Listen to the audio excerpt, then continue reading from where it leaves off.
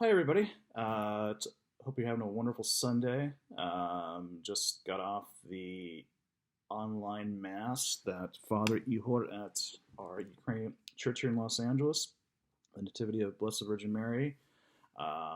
It's a beautiful day outside. I'm inside because of the current virus situation, COVID-19. Interesting. We're in the middle of Lent in season.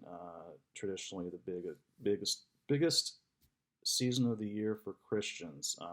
Lent, which then proceeds into Easter, which is the biggest holiday of the Christian calendar. Um, Interesting enough, it's one of my favorite times of the year. Growing up in the Ukrainian community, the faiths, we have these traditions. You would and it's all memories from childhood of going to of the of during Lent you fast.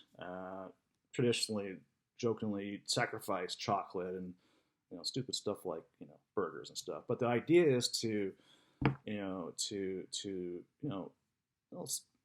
to reflect and atone and prepare yourself for actual spring as the resurrection.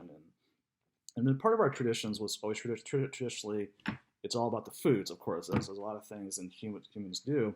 Um, you know, Kobasa and Pascha and the eggs and going to church and getting it blessed and get your water blessed and everybody gets a shower from the father, from the priest.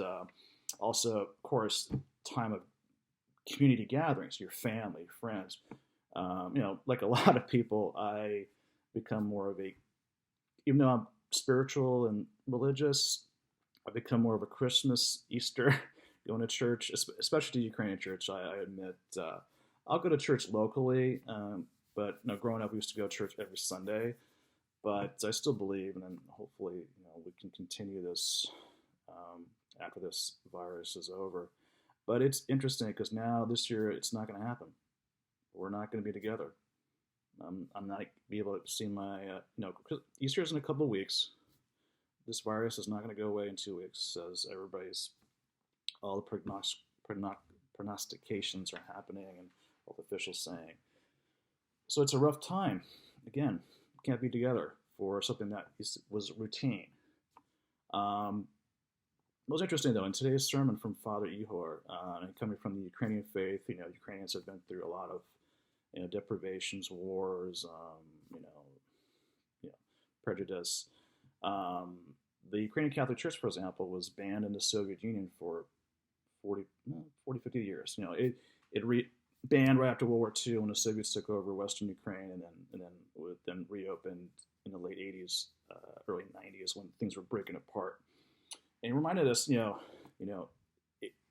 we have these technologies now. The FaceTime, so our mass was streamed on Facebook Live, and we're still